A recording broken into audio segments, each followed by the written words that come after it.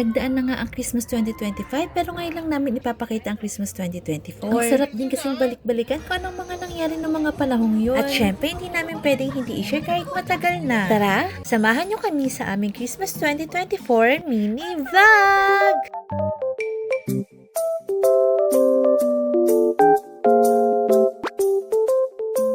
Gabi na nga kami nakarating sa Katanawan sa lugar nila ate. At super thank you nga pala sa favorite driver namin na si Kuya Nelson. At dahil madala nga ang pilihin dito, hindi mawawala ang pasalubong na India's Pizza at Lola Nenas. Ramdam na ramdam mo talaga ang Christmas pag nandito ka na ate. Dahil sa iba't ibang kulay nilang Christmas tree. At napakaraming Christmas decoration. Sobrang ganda pa ng tanawin pagkising mo sa umaga. Ligo time na para sa paborito kong pamangkin. Nag-crave ang kapatid namin sa mga inasal. At 8 years siya bago nakabalik na Pinas. Pagbibigyan natin, ito ang magiging lunch natin. Nagre-ready na nga kami nung kinagabihan para sa bisperas ng Pasko. Siyempre nakaka-excite dahil bigayan ng regalo. O diba pagpasok pa lang feel mo ng Pasko. Plus, may Christmas village pang decorations. Effort na effort talaga ang ate, hindi katulad ko. Nag-effort lang ako sa macaroni salad na paborito ko. Siyempre, pagkain to eh. Excited na nga ang lahat dahil malapit na ang 12. All wait nga ang team namin para kakulay namin ang Christmas tree. Ang cute-cute nga naman talaga ng baby na yan. O pati ilong ng kamag-anak ko nakaahit. Sa sobrang daming pagkain, hindi mo na alam kung anong uunahin mong kainin. Sa sobrang galing nila magluto. Lahat ng hiniling naming pagkain naluto nila. At dito na tayo sa exciting part. Walang sawang kainan ng mga gabing yan. Cheers! Para sa maraming Pasko pa nating pagsasamahan. At dahil susunod pa nga lang sila Mr. Suabe, video call muna kami buong gabi. Nakabidyo ka din, ma'am. Kala ko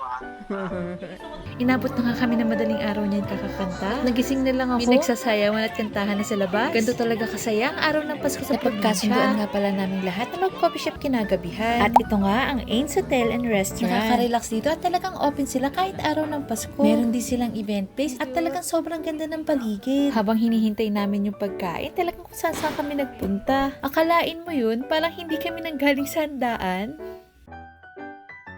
Kinaumagahan, naghanap nga lang kami ng mga malilibangan namin. Nag-target shooting sa umaga. At nag-movie marathon naman ng gabi. Excited na si Alan dahil parating na si Mr. Suabe. Sumunod kasi ang pamilya ni Mr. Suabe para sa second celebration namin ng Christmas. Hindi mawawala ang graham namin para sa pangalawang handaan. Exchange gift nga pala at punasan ang atake namin sa mga panahon yan. Kung sinong hindi makahula, syempre pupunasan. Pagkatapos ng party, syempre lamon na naman kasama ang pangalawang pamilya. At konting inuman lang naman. Kinabukasan nga, nag-model-model po to si Mr. Suabe. Naghahanda kami papunta sa Marinduque. Mapapanood nyo to sa last vlog namin. Talagang nakakatuwa ang mga binibigay na pagkakataon ni Lord sa amin. Nakakapag-celebrate kami ng sama-sama. Sana, mas marami pa. Orin mo kami sa susunod na vlog. Maraming salamat. Hanggang sa muli!